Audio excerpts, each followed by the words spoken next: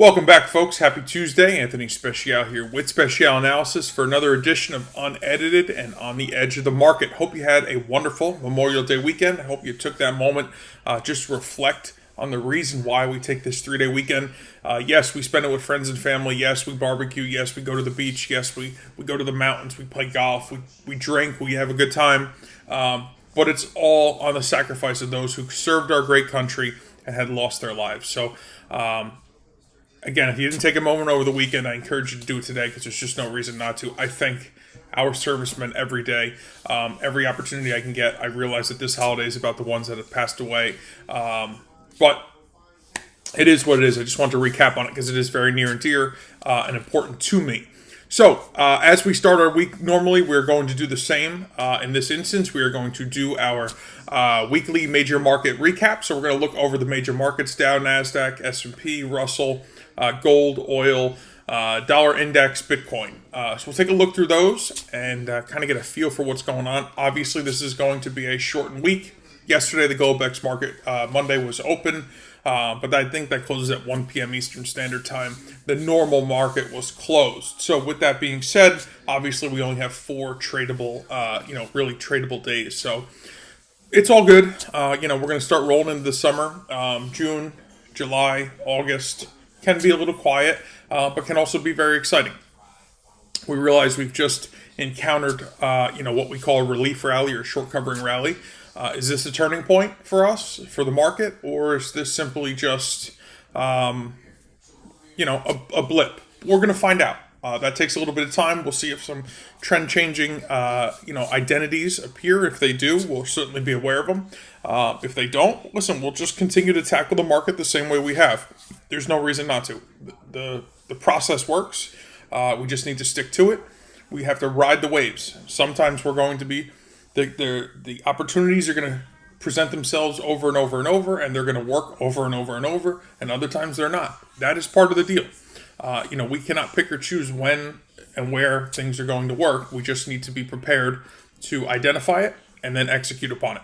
So I'm going to open up the chart. We're going to jump right to it. So what we have in front of us here, folks, is the Dow Jones Industrial Average. You can see we've opened, the market slightly. It hasn't done anything terribly exciting. The volume for Monday is going to be very, very, very light. I'm obviously shooting this video on Sunday evening. This is right at the open, shortly after 6 p.m. Eastern Standard Time. But more importantly, we want to look and see what transpired last week. So you can see that we've had this impulse followed by a correction, followed by an impulse. That impulse followed by the correction, followed by the impulse is what created the downward channel structure that we're currently trading in.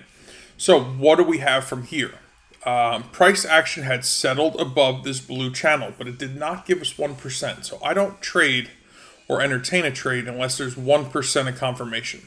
So this gives us roughly about 0.44%. So about less than 0.5%. So for me, that's not a good buy signal. And here nor there, it would be a counter trend entry as well. We kind of want to stick with the trend if possible, understanding that there are going to be opportunities that are counter trend. But here nor there, we want to try to go with the flow, if that makes sense. So we did not get anything actionable here at this time. What would I look for to see this market go down further? So again, impulse, correction, impulse. We're probably in for some kind of correction. Do we come all the way up here and test this channel? I don't know. Do we test the channel above? We're going to have to wait and see.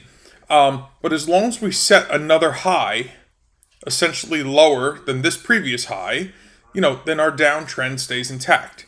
So you can see here's a low, a lower low, another lower low. So the big picture is still to the downside. So we need to know that is our bias. This black channel was a black channel that I am concerned about how reactive price is to it.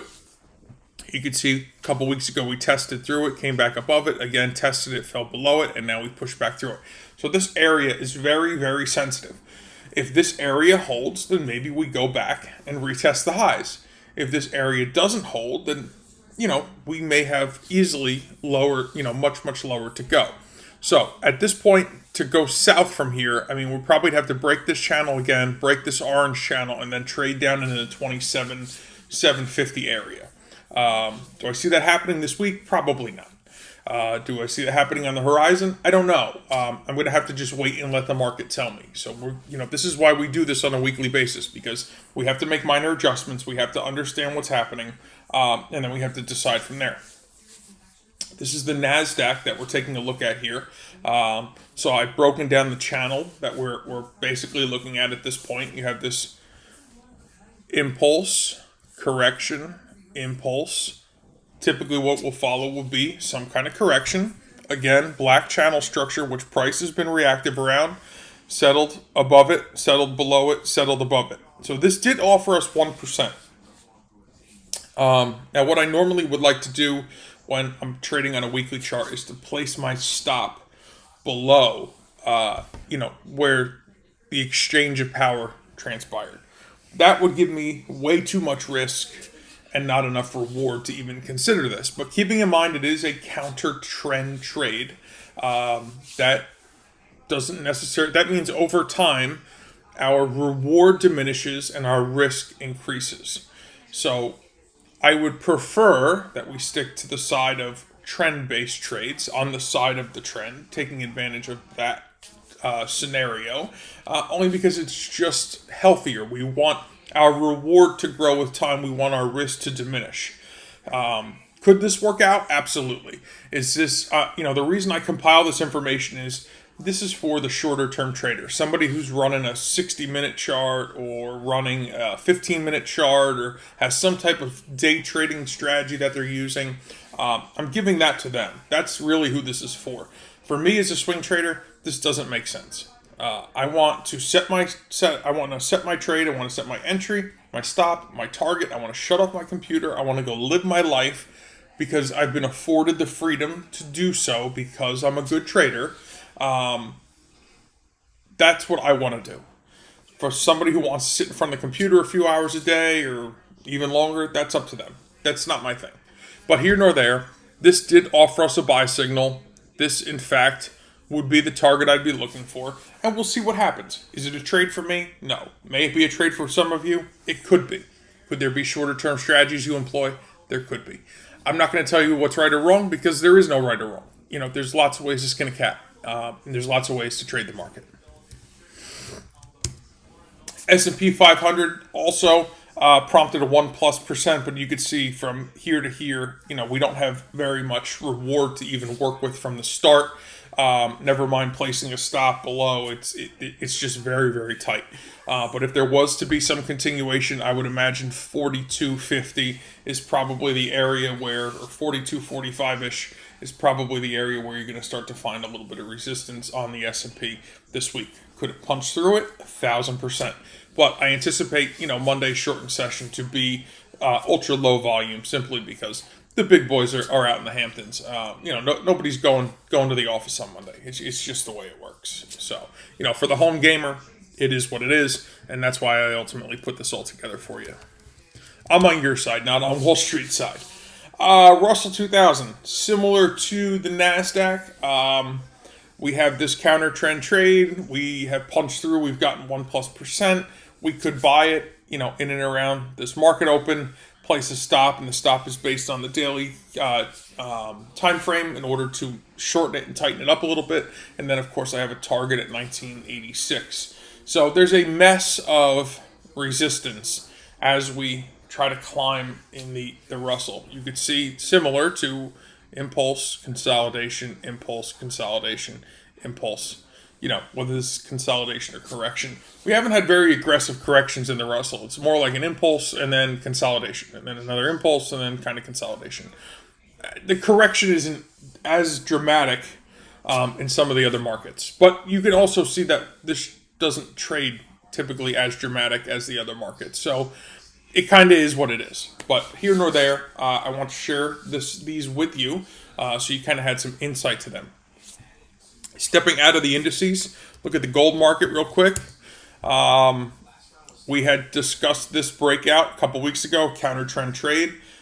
Risk is much, much greater than the reward, so that doesn't work very well for us. But you can see price has come back up and literally just touched the area of resistance which we had indicated that this trade originally broke from. So it just touched that channel structure, did not pierce it, did not go above it. Could this push down from here? It could. We'll have to wait and see what happens. But if there's overall weakness in the market, gold seems to be trading with the weakness as opposed to inverse of it, which we're normally used to. This could flop, but we'll have to wait and see. But here nor there, again, counter trend trade, at least at the time of entry. Monster amount of risk, tiny little bit of reward, not fitting for us, at least not fitting for me. But for somebody who you could risk very little bit of money, had you traded from the stop to where the entry was, that to that channel structure, you could less than 1% of price action. So for someone who's a little more aggressive, who still believes that gold is going down from here, you can absolutely afford yourself a nice opportunity. Crude oil finally looks like it's coming out of its coiling. You can see that it's been what I call coiling. It's been just tightening up here week over week, but it looks like we're finally getting that push that we've been looking for. So I've dialed this in from the big picture of many years to where we are currently. This is 2008, 2009. This is our main high that we're looking to trade towards. You can see this long-term trend, to the upside, support. You can see that, as many times as we tested it, it seems to be holding good. I'd really like a weekly settlement above this purple line that we're fighting right now by a 1+% confirmation. Typically, I'm looking for 117 on a weekly basis, and that does put us on the trajectory of eventually testing the 147 high, in several months from now. So I'm pretty excited about that. Members of my Traders Agency program called the Special Report have been very patiently waiting for this setup to come along, and I'm very excited to dive into it with them and give them the opportunity to take advantage of it in the way that I plan to take advantage of it. So we're looking forward to it, but it's been a little bit of a ride, and we've just kind of been along for it. Bitcoin still exhibiting some weakness here. We had traded this thing short. You can look back at my TradingView account. You can see the close of Friday within this candle here. We sold it. We placed a stop above, right above this candle here, and then you can see we booked profits a little bit short. So all that's detailed for you. The reason I like using TradingView for doing that is it keeps a record that I can always go back and reference to, and more importantly, that you all can go back and reference to and say, hey, listen, this schmuck Anthony, he didn't go in there and change the way his charts look or anything like that. He actually showed us what the nuts and bolts were. So it's credible, and that's what's important to me. I want, anything I share with you to be credible. Am I going to be right all the time? That's impossible. Nobody is, but I will, always give you all my very, very best effort. So you can see we tested support right where we identified we would, didn't puncture through it. Price pushed back up, but you can see it's still been working its way to the downside. And last but not least, the dollar index, the almighty dollar index. And just looking at this big picture wise, there's some notable spikes here. 2008, 2009, Great Recession, dot-com bubble, COVID-19, just three of the very, very, big picture sell-offs that we've experienced over the past decade or so, or two actually at that point. I'm getting old. But you can see we came back, we retested this absolute high here that we've been at it a couple times. Price has failed. We never got that 1% confirmation from the breakout. So the box represents the structure. We had about a 0.5% breakout, 0.6%, and since then price has failed over. So what does this show me? Obviously, the reason I use the 1% confirmation, even on a weekly basis, is because false breakouts happen. And if I can avoid false breakouts, it makes me much more happier. I want to trade with as much certainty as possible, because I know that I'm going to be wrong sometimes, just because that's the nature of the business. It is what it is. But if I can be right most of the time, I know that I can be wildly successful. So guys, that's kind of the way we're going to kick off the week. That covers all the major markets, covers a handful of other things that I feel are really important that you have some insight to. As the week progresses, I've had some of you, feel comfortable enough to reach out to me, ask me questions, request some analysis and things of that nature. And I invite you all to do that. Please use me. I want to be your resource. I want to be your mentor. I want to be your friend. If you you have a question, you have a thought process that you want to bounce off of me, understand I cannot offer you unique or personal financial advice. I'm not a licensed financial advisor. I'm not a fiduciary. But what I can do is just share my experience with you, and if that helps you make a better decision for yourself, then I've done what I can do, and I'm always happy and proud to do that. So feel free to reach out. Feel free to use me. Send me an email. Happy to get back to you. You'll get a direct response and answer from me, not from a support staff, not from some marketer, not from some salesperson. You will work with me and with me only. And I'm excited to do that for you. I'm excited to do that with you because you know what? There's so much opportunity in this market. Whether it's right now, next week, next month, next year, it doesn't matter. I can assure you, trading this market now for over a decade, opportunities can be found no matter what. Whether it's to the upside or the downside, there's money to be made, and there's plenty of money out there to be had. So I do it for the freedom. You'll find your purpose, and when you do, you'll realize that it's all well worth it. So if you found this video a little bit informational, if you learned something at all, if you liked it, if you enjoyed it, if you found me ever so slightly entertaining, if I could ask just a simple favor, and that would be below the video to like it, share it, subscribe to the YouTube channel, whatever all those options are on the bottom, so I can share this with more folks so that they can have the opportunity of learning. And that's my ultimate goal. My ultimate goal is to provide this education through these videos, through my newsletter for free. I want you to learn something. If you're looking for paid services, if you're looking for trading services and things of that nature, visit me at tradersagency.com. You can visit myself, my colleagues Ross Gibbons and Joshua Martinez. We have great programs for all different styles of trading, whether you want to be a swing trader or a day trader or the futures market or the stock market, whatever you're looking for. Commodity market, we have amazing, incredible products and services that we offer.